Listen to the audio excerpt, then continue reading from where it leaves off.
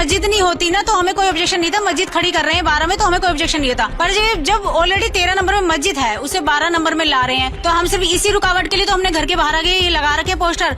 मैं इनको जागरूक करने आया हूँ कि भाई किसी को जरूरत नहीं है मकान बेचने की, कानून अपना काम कर रही है। अगर कोई घरों के अंदर कुछ गलत चीजें कर रहा है तो जरूर कानून उसको रोकेगा। हमारे काउंसलर साहब हैं यहाँ पे, जरूर ये कार्रवाई करेंगे। यहाँ मस्जिद नहीं बननी चाहिए, क्यों बनेगी, क्या बात है, बननी नहीं चाहिए बिल्कुल। 13 नंबर में बननी थी, इधर नहीं बननी चाहिए। यही कहना मेरा, इधर मस्जिद बननी नहीं चाहिए और ये पोस्टर जब भी हटाएंगे जब इसका फैसला हो जाएगा। जब 13 नंबर में है तो 12 नंबर में क्यों है बनानी, जरूरी है बनानी क्या? फिर कोई प्लान करने की जरूरत ही नहीं है। हिंदुस्तान में प्लान करके कहाँ जाएंगे हम लोग? हमारा देश है ये भाई, भारत हमारा देश है, हिंदुस्तान हमारा देश है, हिंदुओं का देश है। हम कहाँ जाएंगे? हम यहीं रहेंगे। क्या दिक्कत है? किसी को अगर परेशानी हो जाएगा, जिसको हमसे परेशानी वो भागेगा, हम क्यों भागेंगे? पहले तो आपने प्लॉट लिया रहने के लिए, फिर आपने उसमें धार्मिक गतिविधियां चालू कर दी, आप नमाज पढ़ने लग गए और नमाज पढ़ने के बाद फिर आपने पीछे भी प्लॉट ले लिया, धोखे से प्लॉट लिया और प्लॉट लेने के बाद फिर उसमें आप मस्जिद बनाने लग गए और मस्जिद बनाने के बाद पीछे गेट खोल रहे हैं आप, और गेट खोलेंगे सामने मंदिर है तो मंदिर है तो कितना टकराव होगा आप सोचिए ना। जब गली वाले कह रहे हैं कि यहाँ से गेट नहीं खुलेगा तो नहीं खुलना चाहिए। ब्रह्मपुरी के गली नंबर 12 में हिंदू परिवारों ने अपने घरों के बाहर एक पोस्टर चिपकाया था जिसमें लिखा था यह मकान बिकाऊ है। जिसके बाद मामला काफी ज्यादा तेजी से फैलने लगा और यहाँ मौके पर पहुंचे पटपरगंज से बीजेपी के विधायक रवि नेगी। उन्होंने पहुंच करके जो हिंदू परिवार है उनसे बातचीत की और उन्हें बातचीत के दौरान उन्हें आश्वासन दिया कि यहाँ से किसी को भी पलायन करने की जरूरत नहीं है, कोई यहाँ घर नहीं बेचेगा, और उन्होंने पोस्टर्स भी फाड़े हैं। हमारे साथ यहाँ के जो स्थानीय लोग हैं, जो लोकल लोग हैं, जो इन्होंने अपने घरों के बाहर पोस्टर लगाए हुए, और उनसे बातचीत करेंगे। जब यहाँ विधायक आए रवि नेगी, उन्होंने आप लोगों से क्या बात की? उन्होंने नेगी जी ने कहा है कि भाई आपको पोस्टर लगाने की जरूरत नहीं, सरकार आपकी है और हर संभव जो भी कानूनी कार्रवाई हम कर रहे हैं और आप चिंता ना करें, कोई भी किसी को भी जाने की जरूरत नहीं है आपको यहाँ से। जरूरत नहीं है। ये बताइए कि आप लोग मंदिर जाते हैं, आप लोग की हमेशा शिकायत रही कि वहाँ पे कुछ लोग होते हैं जो अभद्र टिप्पणियां करते हैं, उस तरह की बातें करते हैं। आप लोगों ने भी घरों के बाहर पोस्टर लगाया, आपसे रवि नेगी विधायक ने क्या कहा? उन्होंने यही कहा है कि आप पोस्टर हटा दो, आपका काम हो जाएगा, कहीं जाने की जरूरत नहीं है। पर हमें आश्वासन दिया है, पर हमें अभी शांति नहीं मिलेगी जब तक मस्जिद का काम नहीं रुकेगा। जब वो पोस्टर्स हटा रहे थे, आप विरोध कर रहे थे कि पोस्टर्स अभी मत हटाइए, तो वो क्यों कह रही थी आप?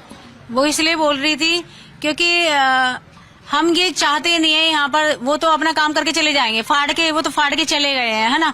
और हमने ये चाह रहे हैं कि सरकार से यही गुहार है हमारी कि ये काम ना हो, जबकि ऑलरेडी 13 नंबर में मस्जिद है।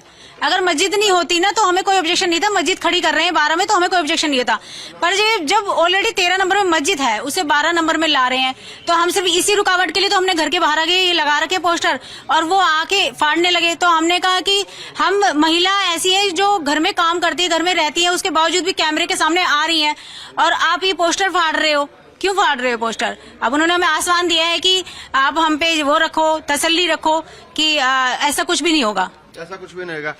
क्या लगता है आपको, आज आपके इलाके में जो है दूसरे विधानसभा के विधायक आए, आप लोगों से उन्होंने मुलाकात की, तो क्या लग रहा है कि आप लोगों की समस्या का समाधान हो जाएगा? हाँ, सही होना चाहिए समाधान। यहाँ मस्जिद नहीं बननी चाहिए, क्यों बनेगी, क्या बात है, बननी नहीं चाहिए बिल्कुल। 13 नंबर में बननी थी, इधर नहीं बननी चाहिए। नहीं बननी चाहिए। आपका क्या कहना है? यही कहना मेरा, इधर मस्जिद बननी नहीं चाहिए और ये पोस्टर जब भी हटाएंगे जब इसका फैसला हो जाएगा। क्यों नहीं मस्जिद बनना चाहिए? जब 13 नंबर में है तो 12 नंबर में क्यों है बनानी, जरूरी है बनानी क्या? फिर जब है 13 नंबर में तो मकान परेशानी इसीलिए तो नहीं बनने दे रहे, परेशानी इसीलिए नहीं बनने दे रहे। परेशानी है? हाँ। किस तरह की परेशानी? परेशानी है, हम लोग आएंगे जाएंगे, हमारा मकान है यहाँ पे, तो इसलिए परेशानी है हमें। हमारी बहू बेटी आती जाती है। आप लोगों को परेशानी क्या है अगर मस्जिद बन रहा है तो? परेशानी ये है कि जब हम हमारे 10 कदम की दूरी, मस्जिद से 10 कदम की दूरी पर हमारा मंदिर है, वो भी सन 84 से इतने साल पुराना मंदिर है, वहीं हम पूजा करने जाते हैं। तो जब मस्जिद में नमाज पढ़ने हजारों आदमी एक साथ आएंगे और हम औरतें अकेले पूजा करने जाते हैं, बच्चे भी अकेले ही जाते हैं, साथ में तो नहीं जाते हम लोग, लेकिन जब हजारों आदमी नमाज पढ़ के निकलेंगे, हम पूजा करने जाएंगे तो हमें बहुत अजीब सा लगेगा। मतलब इतने लोगों के बीच में निकलना हमें मुश्किल लगेगा। यानी कि असुरक्षित महसूस करेंगे? जी हाँ, हम असुरक्षित महसूस कर रहे हैं इस टाइम, क्योंकि जब तक ये मस्जिद में सील नहीं लगेगी, जब तक इसमें सील नहीं, तब तक हम लोग असुरक्षित हैं पड़े रहेंगे।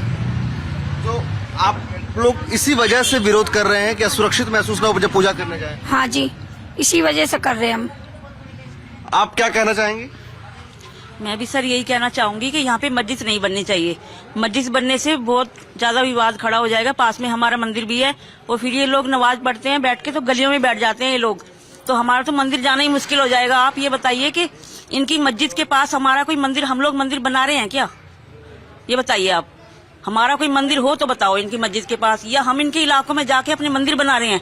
तो ये हमारे इलाकों में आके मस्जिद क्यों बनाना चाहते हैं? जब 13 में है तो 13 में ही रहो ना, 12 में आने की जरूरत क्या है बताओ? यानी समस्या का समाधान जो है वो बस मस्जिद के काम बंद को लेकर है, और वो बंद हो जाएगा आप पोस्टर हटा देंगे। ठीक, यही समस्या है सबसे बड़ी।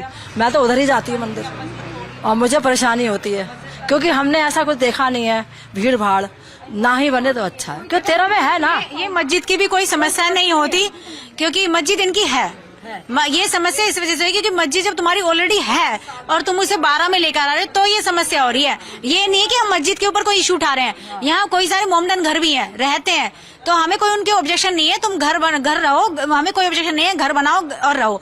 पर तुम मंदिर की 10 फुट की दूरी पे ही मस्जिद बनाओगे, तुम्हारी अजान होगी, हमारे यहाँ औरतें कीर्तन करती हैं बाहर आगे, तो विवाद चाहे तुम्हारी तरफ से चाहे हमारी तरफ से, विवाद तो दोनों की तरफ से हो सकता है। देखिए, ये वो महिलाएं हैं जो पहले दिन से इन्होंने मोर्चा संभाला हुआ है विरोध को लेकर के, और घरों के बाहर जब पोस्टर इन्होंने लगाए थे तो उसके बाद से तमाम जो महिलाएं हैं उन्होंने अपना विरोध दर्ज कराया, और तब से लगातार वो विरोध कर रहे हैं। लेकिन देखना यही होगा कि जो घरों के बाहर जिन्होंने पोस्टर लगाए हैं कि यह मकान बिकाऊ है, इस पोस्टर को कब हटाया जाता है और आखिर इसके बीच का रास्ता क्या कुछ निकाला जाता है। हमारे साथ बीजेपी विधायक रवि नेगी, हम उनसे बात करेंगे। सर, अब ब्रह्मपुरी पहुंचे हैं जहाँ पोस्टर्स लंबे वक्त से हिंदुओं परिवारों ने लगाया हुआ था, उन पोस्टर्स को हटा रहे हैं, क्या संदेश देना चाह रहे हैं? भाई मैं संदेश ये देना चाहता हूँ कि आपको जरूरत क्या है मकान बेचने की?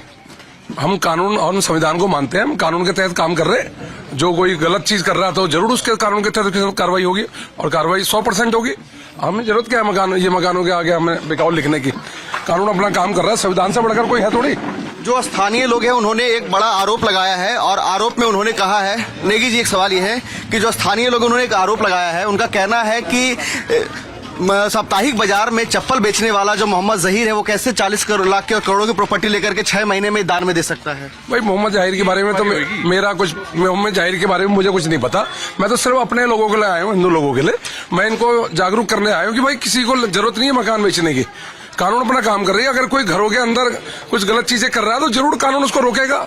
हमारे काउंसलर साहब हैं यहाँ पे, जरूर ये कार्रवाई करेंगे, जो भी निगम के तहत कार्रवाई होगी। तो आप यहाँ के जो स्थानीय लोग हैं जिन्होंने घरों के बाहर पोस्टर लगाया, आप उन्हें भरोसा दिला रहे हैं कि उनको सामूहिक पलायन नहीं करना है? कोई पलायन करने की जरूरत ही नहीं है। हिंदुस्तान में पलायन करके कहाँ जाएंगे हम लोग? हमारा देश है ये भाई, भारत हमारा देश है, हिंदुस्तान हमारा देश है, हिंदुओं का देश है।